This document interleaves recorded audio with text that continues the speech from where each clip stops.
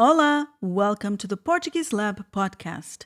Today, we are looking at the difference between the verbs saber and conhecer. I'll explain the difference with a few examples, and after that you'll listen to a dialogue where you can see both words in action. The translation of the examples is available on the video. If you're a member of the Portuguese Lab Academy, be sure to practice with the available exercises in this lesson. So let's get started. The verb saber means to know, and it refers to the knowledge that you acquire about something. You have to learn a skill to be able to use the verb saber. For example, eu sei tocar piano. I know how to play the piano. I had to learn this skill. Saber is also used when you have information about something.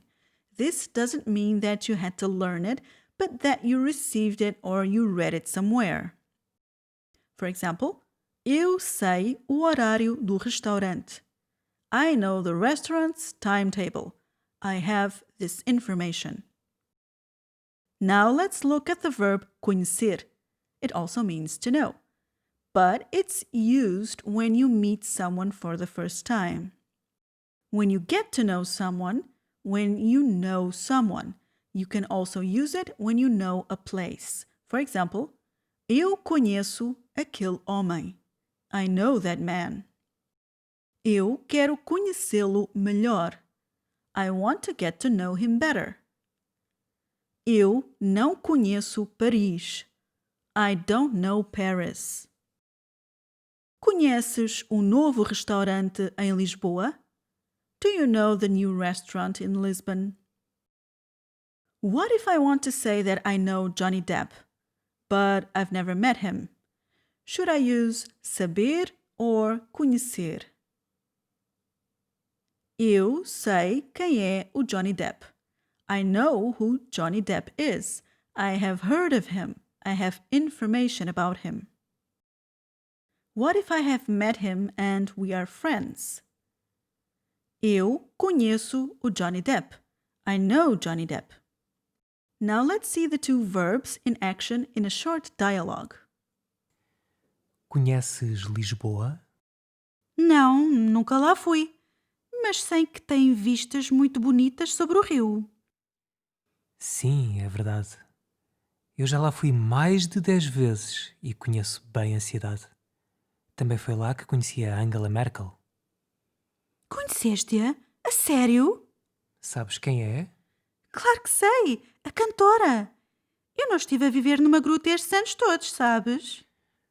Sim, pois. Sentou-se ao meu lado no café um dia e começámos a falar. Eu sei falar alemão muito bem, por isso tornámos-nos bons amigos. Uau! Impressionante! Eu não sabia que ela gostava de visitar Portugal. Mas e tu? Deixa-me conhecer-te melhor.